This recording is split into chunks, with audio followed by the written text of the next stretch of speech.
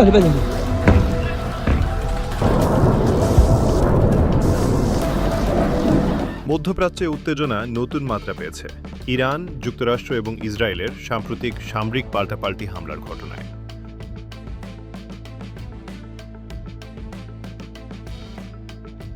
শুরুতেই ইরানের পারমাণবিক সক্ষমতা ঠেকাতে যুক্তরাষ্ট্র ও ইসরায়েলের যৌথ হামলার অভিযোগ উঠলেও তার জবাবে তেহরানের প্রতিক্রিয়া ক্রমেই আরও কঠোর ও আক্রমণাত্মক হয়ে উঠছে।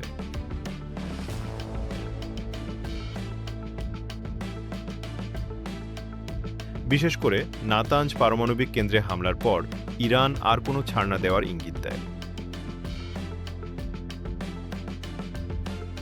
এরই ধারাবাহিকতায় ইরানের বিপ্লবী গার্ড বাহিনী ইসরায়েলের দিমোনা পারমাণবিক গবেষণা কেন্দ্র লক্ষ্য করে ক্ষেপণাস্ত্র হামলা চালায় বলে দাবি করা হয়। এতে দক্ষিণাঞ্চলের দিমোনা ও আরাদ শহরে হতাহত ও ব্যাপক ক্ষয়ক্ষতির খবর সামনে আসে। ইসরায়েল ডিফেন্স ফোর্সেস (আইডিএফ) জানিয়েছে, ফেব্রুয়ারির শেষ দিক থেকে ইরান ৪০০-র বেশি ব্যালিস্টিক মিসাইল নিক্ষেপ করেছে। যদিও তাদের দাবি ৯২%ই প্রতিহত করা হয়েছে।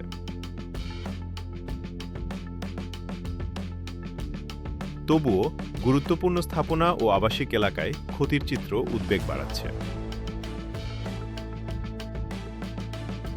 এই পরিস্থিতিতে পুরো অঞ্চল জুড়ে নিরাপত্তা ঝুঁকি বেড়েছে এবং নতুন করে বৃহৎ আকারের যুদ্ধের আশঙ্কা তৈরি হয়েছে।